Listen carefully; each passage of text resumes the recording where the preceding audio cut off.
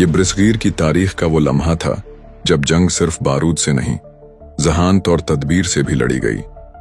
आज अगर पहलगाम सान्हे के बाद पाकिस्तान और भारत के दरमियान कशीदगी की चिंगारियां महसूस की जा रही हैं, तो जरा 1987 का वो मौसम याद कीजिए जब ये चिंगारियां शूला बन चुकी थीं।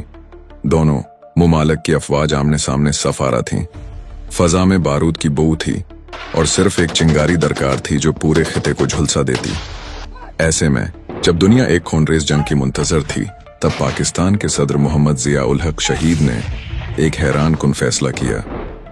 वो भारत में जारी एक क्रिकेट मैच को बहाना बनाकर क्रिकेट डिप्लोमेसी के तहत भारत के गैर सफारती दौरे पर रवाना हुए। ये दौरा महज क्रिकेट देखने की खातिर नहीं था, बल्कि ये तारीख के सीने पर एक ऐसी चाल थी जो दुश्मन के दिल तक उतर गई और जंग के दहाने पर खड़े दो मुल्क बातचीत की मेज पर वापस आ गए। फरवरी 1987 की एक संजीदा सी सुबह थी। दिल्ली का एयरपोर्ट मामूल से हटकर उस रोज खास इंतजामात में मसरूफ था। भारतीय वजीर आजम राजीव गांधी वहां मौजूद थे। चेहरे पर संजीदगी, आंखों में शुबा और दिल में कशमकश।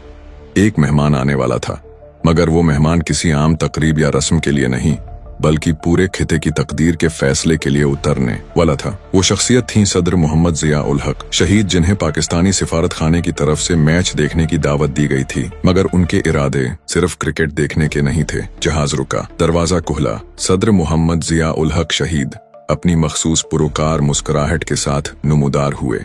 उनकी चाल में सुकून भी था और वकार भी, लेकिन सबसे बढ़कर उनके चेहरे पर वो खामोश इत्मीनान था जिसे देखकर करीबी लोग भी थम गए। राजीव गांधी ने बगैर किसी गर्मजोशी के एक सर्द सा मुसाफिहा करने को हाथ बढ़ाया। उनके अंदाज में तकल्लुफ था, खुलूस नहीं। उस वक्त सदर मोहम्मद जिया उल हक शहीद के साथ मौजूद बहराम मेनन, जो उस वक्त राजीव के खुसूसी मुशीर थे, उन्होंने उस लम्हे को दिल में महफूज कर लिया। मेनन लिखते हैं, ये देख कर कि इस कदर सर्द मोहरी के बावजूद सदर जिया उल हक शहीद के चेहरे पर मुस्कुराहट थी, मैंने सोचा कि यह शख्स कितने मजबूत एहसाब का मालिक है। लेकिन असल झटका तो उस लम्हे लगा जब सदर मोहम्मद जिया उल हक शहीद ने राजीव गांधी के कान में झोंककर धीमे लहजे में चंद जुमले कहे। मेनन लिखते हैं, मैंने देखा कि ये जुमले सुनते ही राजीव गांधी की पेशानी पसीने से तर हो गई। और वो अल्फाज क्या थे? सदर मोहम्मद जिया उल हक शहीद ने धीमे मगर गूंजदार लहजे में कहा, तुम पाकिस्तान पर हमला करना चाहते हो? ठीक है, कर लो, लेकिन याद रखना, उसके बाद दुनिया चंगेज खां और हिलाको खां को भूल जाएगी। सिर्फ जिया उल हक और राजीव गांधी को याद रखेगी। ये जंग रवायती नहीं होगी, ये एटमी जंग होगी। हो सकता है कि पाकिस्तान सफाहे हस्ती से मिट जाए, लेकिन दुनिया में मुसलमान बाकी रहेंगे। अगर हिंदुस्तान मिट गया तो दुनिया में हिंदू बाकी नहीं बचेंगे। अगर मेरी वापसी से पहले तुमने अपनी फौज को पीछे न हटाया, तो जैसे ही मैं पाकिस्तान पहुंचूंगा, मेरा पहला हुक्म होगा फायर। बहराम मेनन ने बाद में इंडिया टुडे में ये सतरें लिखी। मैंने उस लम्हे सदर जिया उल हक शहीद की आंखों में झांका और दिल में सोचा, ये शख्स बरसगीर को राख का ढेर बनाने की सलाहियत रखता है। उस मुलाकात के बाद सब कुछ बदल गया। फरवरी को भारतीय सरकारी वफद इस्लामाबाद पहुंचा। दोनों मुमालिक के दरमियान एक मुआहदा तय पाया और अफवाज को कशीदगी से कबल वाली पोजीशन पर वापस ले जाया गया।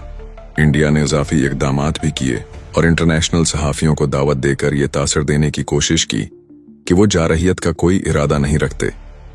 मगर जो फैसला कुन बात थी, वो दिल्ली के एयरपोर्ट पर अदा हो चुकी थी, न कि किसी आलमी फोरम पर और न किसी अजलास में, बल्कि एक ऐसी एटमी सरगोशी में जिसने तारीख का रुख मोड़ दिया।